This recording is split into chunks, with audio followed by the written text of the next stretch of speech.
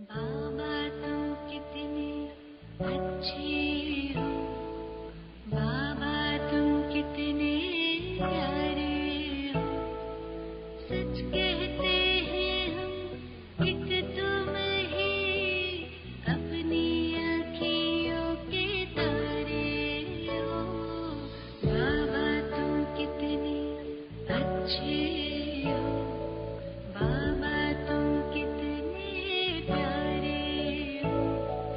सच कहते हैं हम एक तुम ही अपनी आँखियों के तारे हो।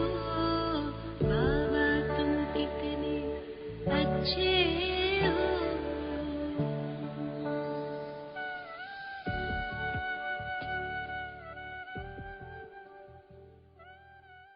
तो आज का हमारा टॉपिक है व्यर्थ से बचना और जमा का खाता बढ़ाना।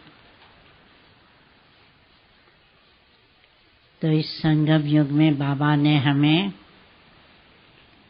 बहुत अमूल्य अविनाशी खजाने दे रहे हैं। कौन से अविनाशी खजाने हमें मिले हैं?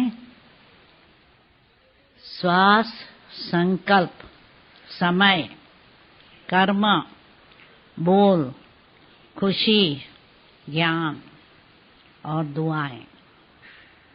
ये सब खजाना हमको मिला है। समझा? कितने हुए? ये सब खजाने हमें मिले हैं। इसलिए संगम युग का बहुत महत्व है कि जिस भगवान को हम ढूंढते थे वो भगवान मिल गया, और न फिर भाग्य विधाता मिला, उनसे हमें भाग्य मिल गया। तो जब ये बुद्धि में रहता है कि अभी हमारा ये समय कितना मूल्यवान है कि हम भविष्य 21 जन्म की प्रारब्ध बना सकते हैं और पिछले 63 जन्म के पाप कर्म भस्म करना है। ठीक है ना? तो इसलिए संगम का समय अमूल्य है। समय की वैल्यू होंगी तो समय, संकल्प, श्वास हम गवाएंगे नहीं। समय कैसे गवाते हैं? हाँ, खाना पकाया, सोया, खाया, टीवी देखा, ठीक है ना, फिल्म देखी, नॉवेल पढ़ी, और जरमुई जंगमुई की। ठीक है ना? समय गंवाने का बहुत रास्ते हैं। परदर्शन, परचिंतन, परमत। और जिसको कपड़े का शौक होगा क्या करेगा? शॉप में देखेंगे, नहीं, देखने में भी टाइम लगाते हैं। देखेंगे कि शॉप विंडो में क्या क्या पड़ा है, कौन कैसा ड्रेस पहनते हैं, कौन सी कलर की मॉडर्न फैशन है, मॉडर्न फैशन का ड्रेस क्या है। और चलो शौक नहीं होगा तो भी आदत पड़ गई है ना, इसने टॉप क्या पहना है, इसका स्कर्ट कैसा है, ब्लाउज कैसा है। तो वो देखते रहेंगे, इसकी साड़ी कैसी है, ब्लाउज कैसा है, मैचिंग होता है या नहीं, उसका चॉइस अच्छा है या नहीं। तो ये हम देखने की आदत पड़ गई है ना। और मन में क्या करेंगे? कमेंट देंगे, ये तो देखो कितना पैसा खर्च किया है, कोई इतना अच्छा नहीं लगता है, मैचिंग करने भी नहीं आता है। तो समय, संकल्प व्यर्थ गंवाते हैं ना। और उसमें भी जो आजकल तो क्या है, सबसे ज्यादा प्यारी चीज हमारी सबकी मोबाइल फोन। जैसे समय मिला या तो फोन करेंगे या तो फेसबुक सोशल मीडिया पर अपने फ्रेंड्स का साथ बातचीत करेंगे, व्हाट्सएप पर कहाँ फ्री है मिलता है ना, तो क्या होता है समझते फ्री है ना, हमने खर्चा थोड़ी किया, पर समय तो खर्च किया, संकल्प तो खर्च किया, बोल तो खर्च किया। तो इसलिए हमें अपने ऊपर बहुत अटेंशन रखना है कि हमारा समय है। वो जो गीत है ना, तूने रात गवाई सो के दिवस गवाया खा के, तो ऐसा हीरे जैसा अमूल्य जीवन हम कौड़ी बदले ना खोएं, ये ध्यान में रखना है, समझा। दूसरा है बोल। बोल कैसे हम व्यर्थ गंवाते हैं? विस्तार में बोलने से, सार में नहीं बताते। इसने ये कहा, मैंने ये कहा, इसने ये किया, मैंने वो किया, तो सारा जितना एक एक स्टेप सारा बताएंगे, जिसको बताएंगे ना अपने फ्रेंड्स को, और एक को नहीं बताएंगे, सबको बताएंगे, बताते रहेंगे, ये हुआ, ये हुआ, ये हुआ, ये हुआ। अभी समझो आपकी कार का एक्सीडेंट हुआ, नुकसान तो हुआ, कार को नुकसान हुआ, अपने को नुकसान हुआ, पर फिर हम क्या करते हैं, अपनी स्टोरी हजारों को बताते हैं, तो क्या हुआ, टाइम वेस्ट हुआ, शब्द वेस्ट हुए। कोई आपकी कार नहीं रिपेयर करेगा, कोई ना आपके हड्डियों की इलाज करने में खर्चा देगा, सिर्फ आपको दिलासा देगा ना, ज्यादा से ज्यादा दिलासा देगा कि अरे रे ये लोग तो ध्यान नहीं रखते हैं, ऐसे हैं वैसे हैं। तो इसलिए हमको बोलना भी ध्यान में है कि किससे मदद मिल सकती है, उससे ही बात करें, जहां तहां जो तो बात नहीं करें, समझा। और उस दूसरा क्या बोल हम समय गंवाते हैं, जो कोर्स कराते हैं ना, तो बाबा ने कहा है कि 1 घंटे में कोर्स पूरा करो। 40 मिनट ज्ञान दो, 10 मिनट योग का अनुभव कराओ, 10 मिनट कुछ क्वेश्चन आंसर करो, या पिछला जो है रिवाइज करो। और क्या करेंगे, कोई व्यक्ति सामने आ गई तो घंटे के घंटे बोलते रहेंगे। अभी साइंस कहता है कि आपका कंसंट्रेशन पावर 45 मिनट से ज्यादा नहीं, और ज्यादा बोलते रहेंगे तो क्या होगा, आधा यहाँ जाएगा, आधा ऊपर चला जाएगा।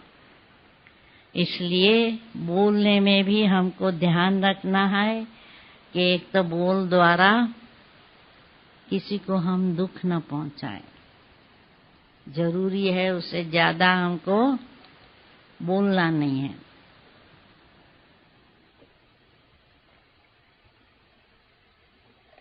तो जितना अपने पर अटेंशन रखेंगे तो क्या होगा, हमारी शक्ति व्यर्थ नहीं गवाएंगे, नहीं तो क्या होगा, टाइम भी व्यर्थ गया, और शक्ति भी, बोलने की से भी तो शक्ति यूज होती है ना हमारे, वो भी व्यर्थ जाती है।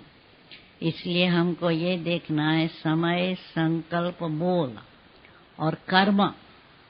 कर्म पर क्या ध्यान रखना है कि ये पुण्य कर्म करने का समय है।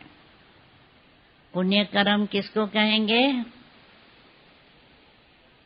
हाँ, पुण्य कैसे कर सकते हैं, दान कई प्रकार के होते हैं, दुनिया में दान कई प्रकार के होते हैं,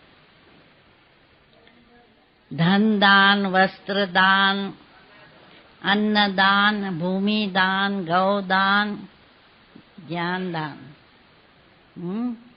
सबसे श्रेष्ठ है ज्ञान दान, और दूसरा योगदान, और गुणों का दान। गुणों का दान कैसे देंगे, अपने एग्जाम्पल से, शिक्षा से नहीं, अपने एग्जाम्पल से हम गुणों का दान दे सकते हैं। तो इसलिए हमको देखना है कि हम जहां भी है शांति के वाइब्रेशन फैलावें। अपना सोच संकल्प भी इतना पॉजिटिव हो कि वाइब्रेशन सारे पॉजिटिव फैलाए, वाइब्रेशन में कोई नेगेटिविटी ना। कोई हमें डिफेम करे, हमारी ग्लानि करे तो क्या करना है? सामने गाली देनी है तो बाबा क्या कहते हैं? ग्लानि करने वाले को गले लगाओ, निंदा हमारी जो करे मित्र हमारा सो। अर्थात हर एक के लिए हमारे मन में शुभ भावना, शुभकामना रहे और शांति के वाइब्रेशन फैलावे। अभी देखो, कई है माताएं खाना पकाने में कितना घंटा लगाती है, सारा दिन खाने पीने में जाता है ना। माताएं सवेरे ब्रेकफास्ट बनाया, काम पूरा नहीं हुआ, लंच बनाया, लंच पूरा हुआ, फिर शाम का खाना बनाओ। उसमें भी जो शौकीन होंगे क्या करेंगे?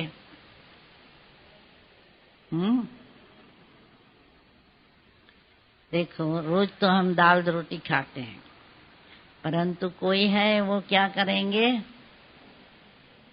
समोसा पकाया, गुलाब जामुन बनाया, जलेबी बनाई, नई नई चीज, कभी भेलपूरी बनाई। तो खाना घंटे में भी बन सकता है, तो 4 घंटा भी लग सकता है। चलो बीच बीच में तो चलो हफ्ते में एक दिन संडे तो खा लिया या गुरुवार भोग बना लिया, परंतु ये देखना है कि हम खाते समय या पकाते समय बाबा की याद में रहें, तो हमारा टाइम व्यर्थ नहीं जाएगा। यदि कर्म योगी बनकर कर्म करेंगे तो समय व्यर्थ नहीं जाएगा, नहीं तो हमारा समय व्यर्थ जाएगा। बाबा कहते हैं ना, कई बार कई कहते हैं हमको भाई 8 घंटा सोने की आदत है। भाई 6 घंटा सोएंगे तो हम फ्रेश नहीं रहते हैं, हमारा काम ठीक नहीं होता है, ऑफिस में नींद आती है, बॉस चिल्लाता है, आदि आदि।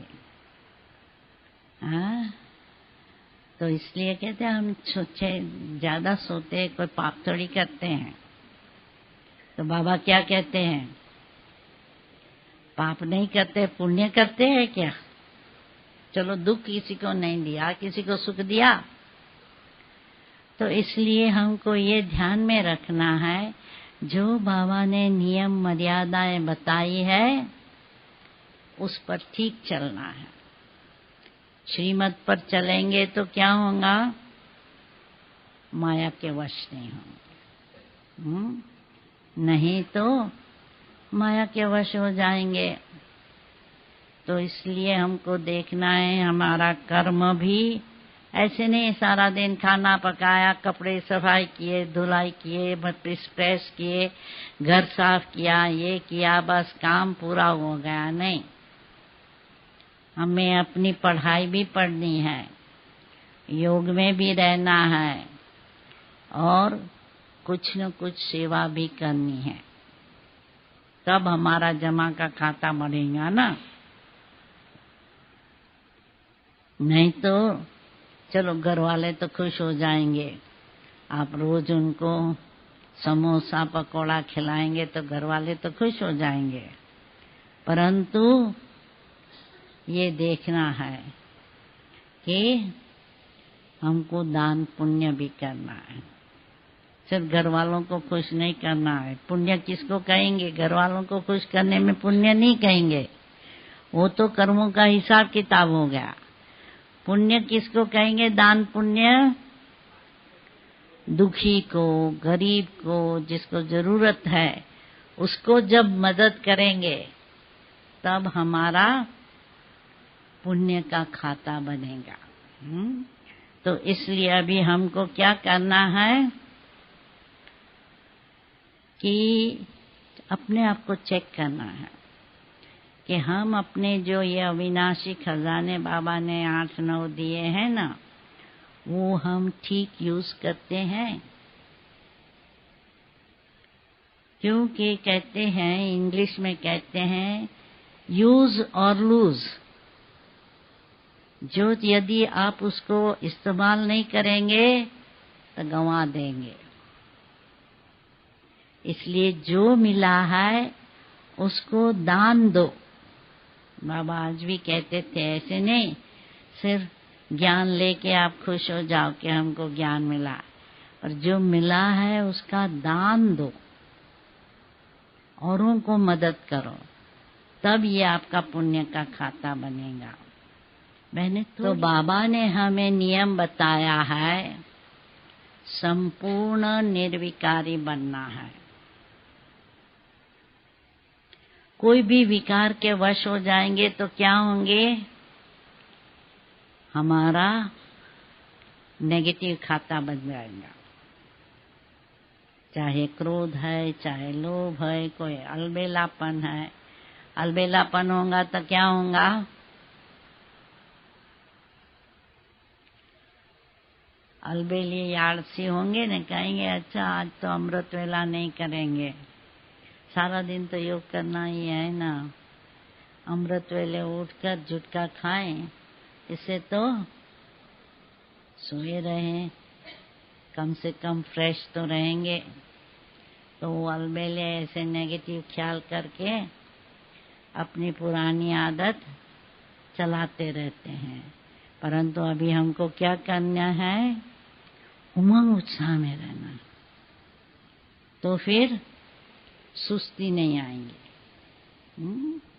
इसलिए देखना है हम अमृत वेले योग की शक्तियों की कमाई करते हैं, और वो समय हम व्यर्थ सो के नहीं गंवाते हैं।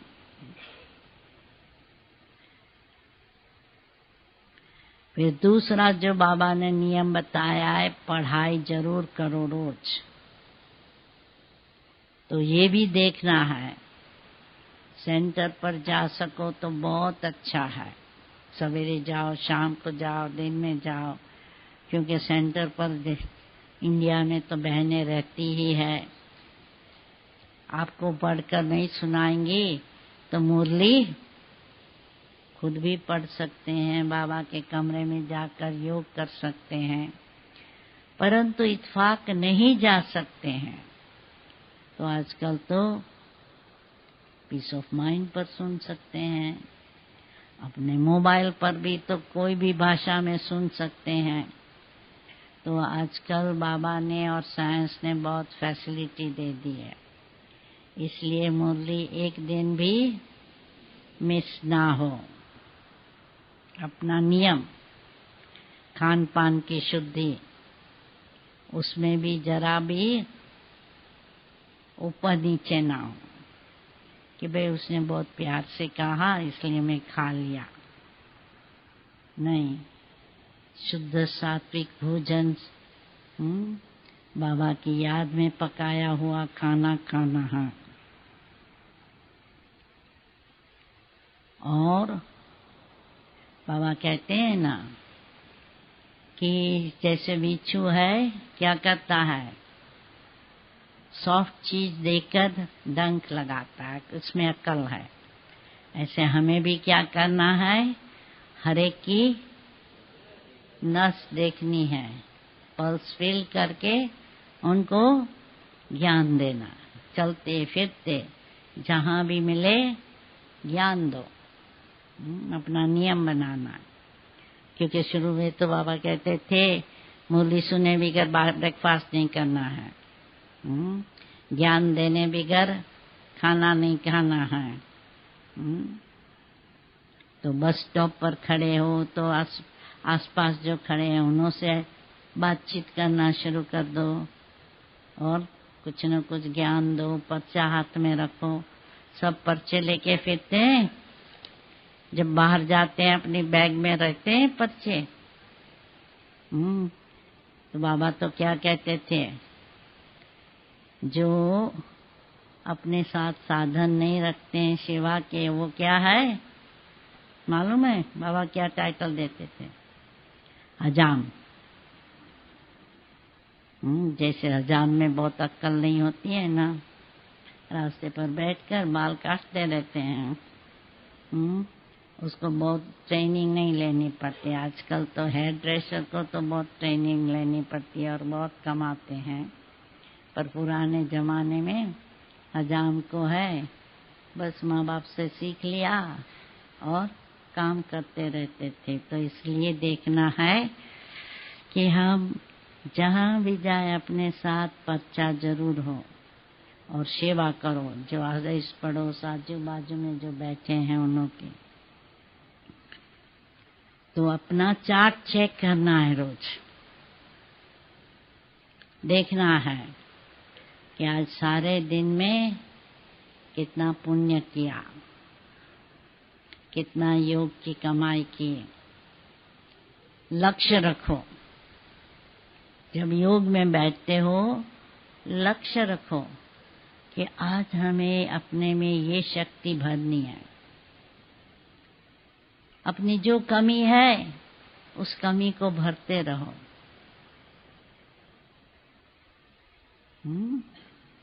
तो इसलिए बाबा ने आज भी चार्ट के ऊपर ध्यान खिंचवाए कि सच्चाई से अपना चार्ट रखो, ताकि हमारा समय, शक्ति और अविनाशी खजाने व्यर्थ न जाए। और इसमें भी खास बाबा कहते हैं पास्ट को फुल स्टॉप दे दो, भविष्य की चिंता नहीं करो और ड्रामा पर अडोल रहो। जो हुआ अच्छा हुआ, जो हो रहा है वो भी अच्छा है, और जो होगा बहुत अच्छा। इसलिए पास्ट का चिंता नहीं करो, बात नहीं करो। होगा वो हो गया। जो समय गंवाया, शक्ति गंवाई, हो गया ना। अभी उसकी अब भी चिंता करेंगे, सोचेंगे तो क्या होगा? अभी का समय भी व्यर्थ गंवाएंगे। इसलिए ड्रामा पर अडोल रहो। सबका पाठ साक्षी बनकर देखते रहो, तो क्या होगा? प्रश्न नहीं उठेगा। नहीं तो मन में प्रश्न होगा, ये ऐसा क्यों करता है, ये ऐसा क्यों है, ये नहीं करना चाहिए, वो नहीं करना चाहिए। नहीं, बस मुझे क्या करना है। कोई क्या भी करता है करने दो। उसको मदद कर सके तो अपनी शुभ भावना से मदद करो, परंतु उसका चिंतन, मनन, वर्णन नहीं करो। सिर्फ ज्ञान का ही मनन, चिंतन, वर्णन करो। समझा? इधर उधर की बातों का नहीं। और परखने की शक्ति बढ़ानी है हमको। क्या है कि कभी हमको सहन करना है, कभी हमको सामना करना है। बैलेंस है ना, बाबा कहते हैं बैलेंस रखो। तो कभी सहन करना है, कभी सामना करना है, क्योंकि आप बहुत सहन करते जाएंगे तो सामने वाला आपको दबाता जाएगा, गुस्सा करता जाएगा। इसलिए फिर सामना भी करो, परंतु सामना भी कैसे करना है? मिठास से, प्यार से, गुस्से से नहीं।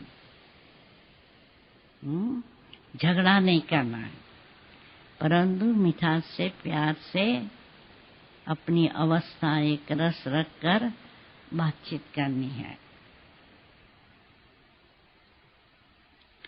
क्योंकि बाबा कहते कभी मिठास से बात करो, कभी स्ट्रिक्टली बात करो, कभी प्यार से बात करो, कभी लॉ से बात करो, लव या लॉ,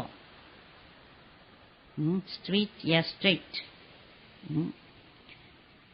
अपने में मोड़ने की शक्ति चाहिए। जैसी परिस्थिति है वैसे अपने को मोड़ लो। तो कभी है अपने को अपनी बात पर अड़े रहना है, जिद्दी भी नहीं रहना है, पर अपनी बात पर भी अड़े रहना है। हाँ कि हाँ, क्योंकि आप हर टाइम मोड़ते रहेंगे तो सब आपको वॉशिंग मशीन में डाल देंगे। वॉशिंग मशीन में कपड़े का क्या हाल होता है, मोड़ तोड़ कर कैसा हो जाता है। तो इसलिए ये अपने आप को देखना है कि कहाँ सामना करना है, कहाँ सहन करना है, कहाँ समेटना है, कहाँ विस्तार से बोलना है, कहाँ सार में बोलना है। ये सब बाबा कहते हैं परखना चाहिए, ताकि हमारी अवस्था भी रहे, हम औरों को भी मदद कर सके। और बाबा कहते हैं दानी कौन, महादानी कौन, वरदानी कौन? दानी जो अपना परसेंटेज देगा ना, कहेगा चलो मैं 1000 कमाता हूँ, 10% बाबा के भंडारे में डालो। महादानी क्या करेगा? अपना नहीं सोचेगा, बस दाता बनकर देता रहेगा। अपना समय, शक्ति, धन जो भी है, बाबा कहते हैं ना कि आप खाना खाने बैठे हो ना, कोई आवे तो क्या करो, उठकर पहले उनको अटेंड करो। ऐसे नहीं करो कि भाई मैं खाना खा रहा हूँ ना, पीछे आना नहीं, अटेंड करो।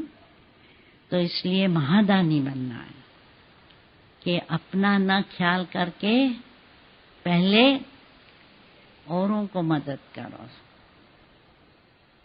और वरदानी कौन बन सकते हैं? वरदानी कौन बन सकते हैं? हाँ, जिन्हों में शक्ति है। वरदानी बोल कैसे कहते हैं कि उसके जो बोल निकलते हैं वो सफल होते हैं, उसके जो संकल्प है सफल होते हैं। तो उसके लिए अपने में इतनी शक्ति भरनी है। मास्टर सर्वशक्तिवान बनेंगे तो वरदानी बन सकेंगे।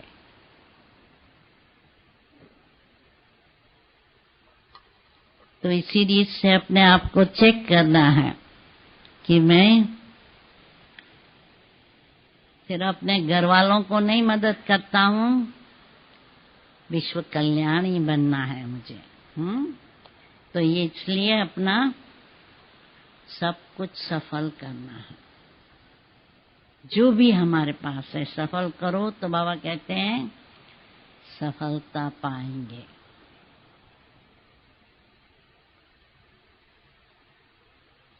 और बाबा कहते हैं व्यर्थ को खत्म करने के लिए क्या करना है? बुद्धि को डबल लॉक लगाओ। कौन सा डबल लॉक? याद और सेवा। जितना अपने को बिजी रखेंगे, टाइम ही नहीं है, व्यर्थ समय गवाएंगे। इसलिए बाबा कहते हैं स्वदर्शन चक्रधारी बनो। जब भी फ्री टाइम हो, ज्ञान का मनन, चिंतन, वर्णन करो। बाबा से योग लगाओ, तो इधर उधर की बात सोचने की, बोलने की फुर्सत ही नहीं मिलेंगी।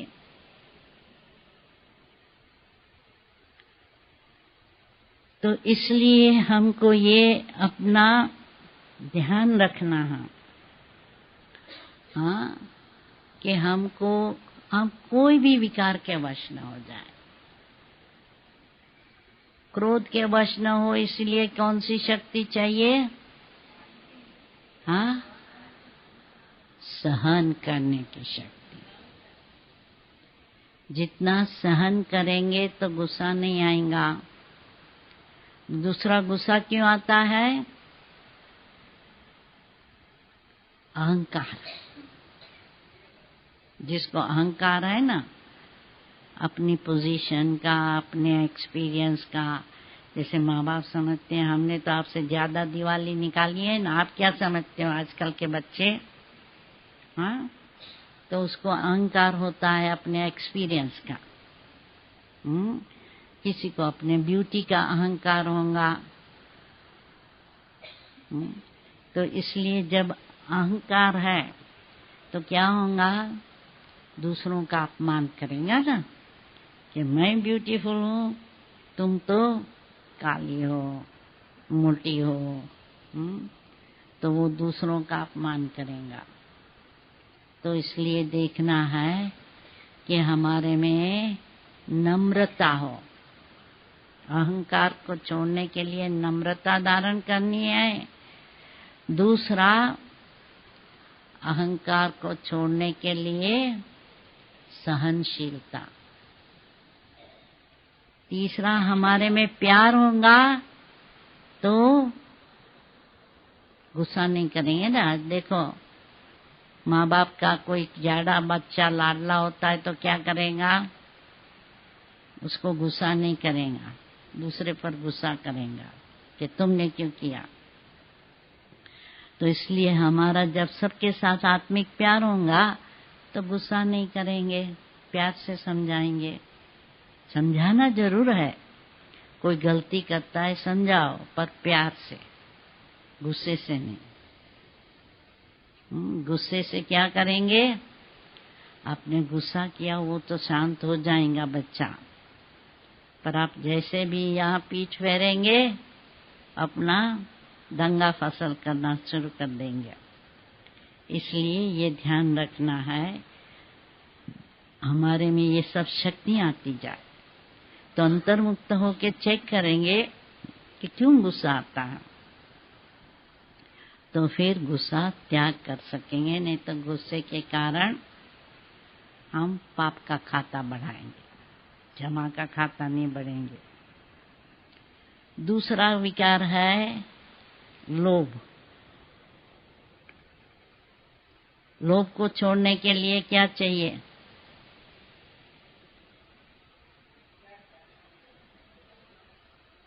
लोभ का ऑपोजिट क्या? हाँ? संतुष्टता। यदि हम संतुष्ट हैं, बाबा ने हमें इतने अविनाशी खजाने दिए, तो हमको क्या बाकी चाहिए? सतयुग में सब कुछ मिलेगा। तो जितना सतयुग हमारे सामने होगा ना, तो लोभ नहीं होगा। सतयुग में हमारे पास विमान होंगे, तो यहाँ क्या किससे प्यार नहीं होगा? मोह नहीं होगा।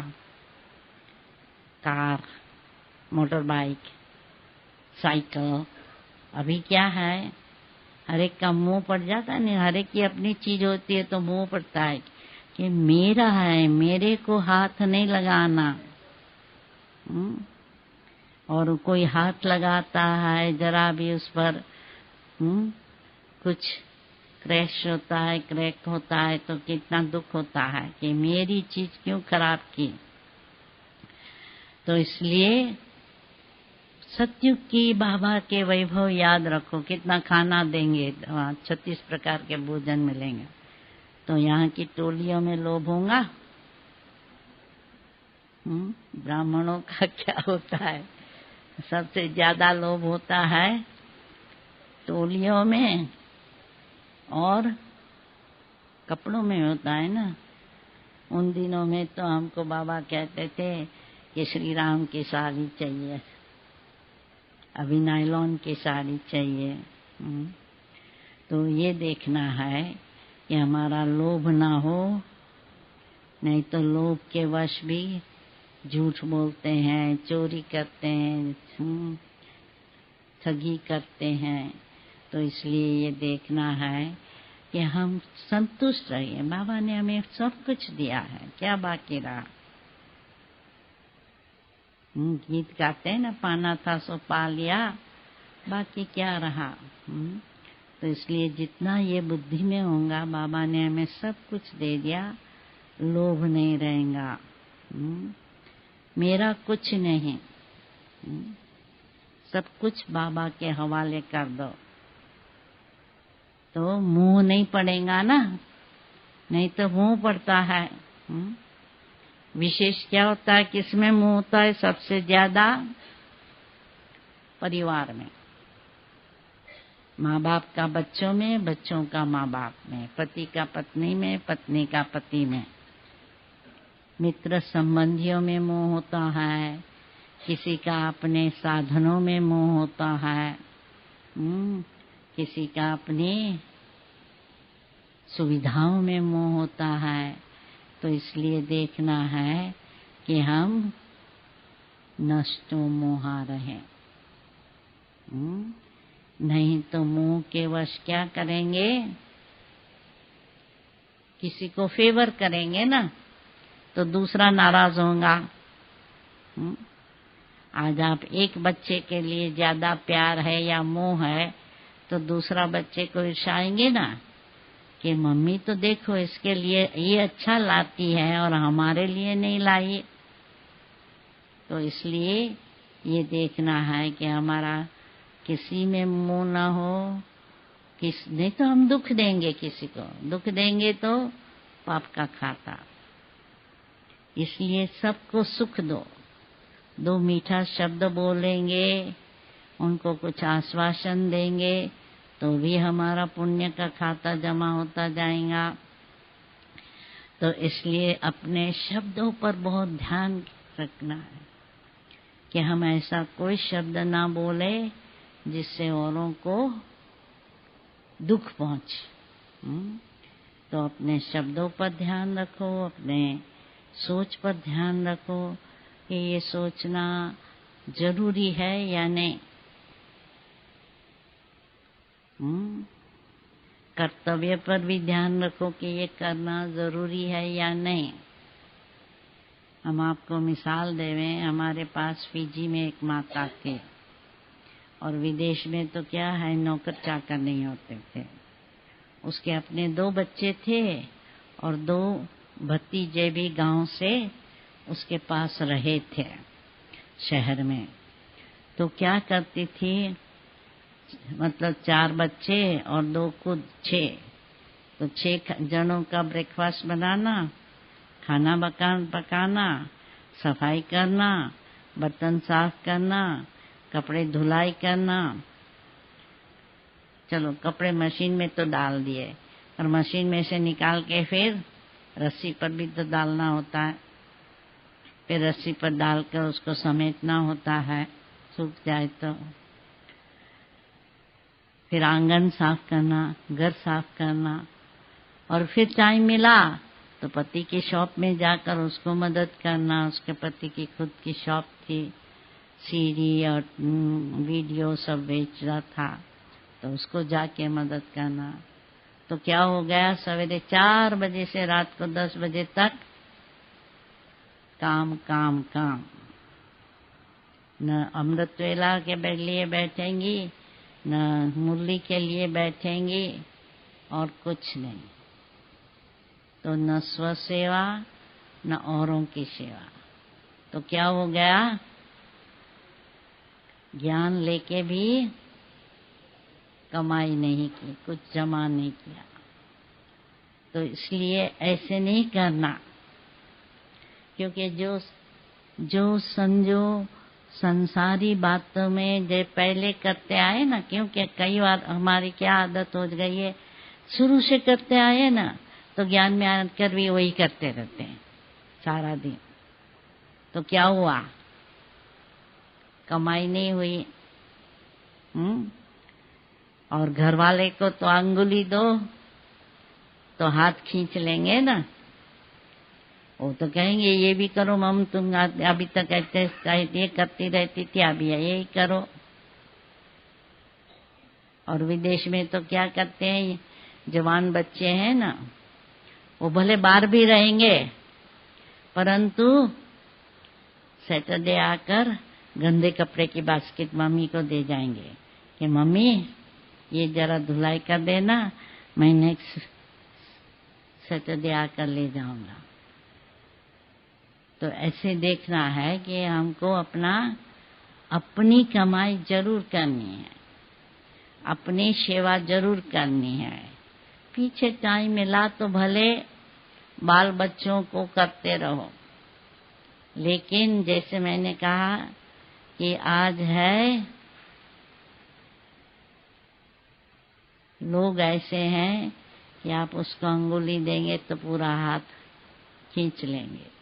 इसलिए हमको सोचना है, परखना है, निर्णय करना है कि क्या जरूरी है, क्या करना है, क्या सेवा औरों के साथ बांटनी है।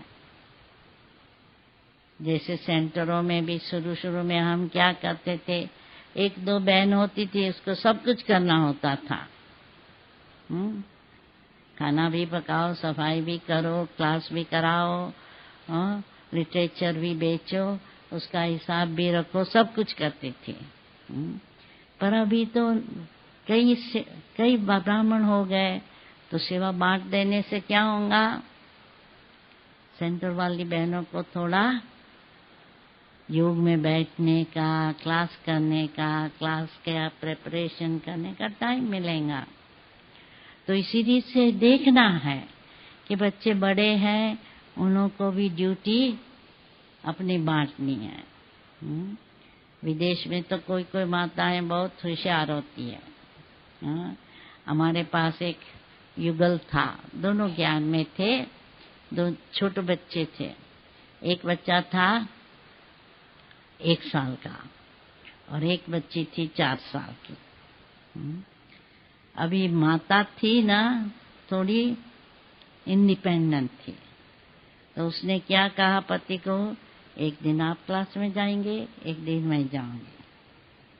और घंटा भर ट्रेन में, बस में सफर करके अपने छोटे बच्चे को प्रेम में लेके सेंटर पर जाती थी मुरली सुनने।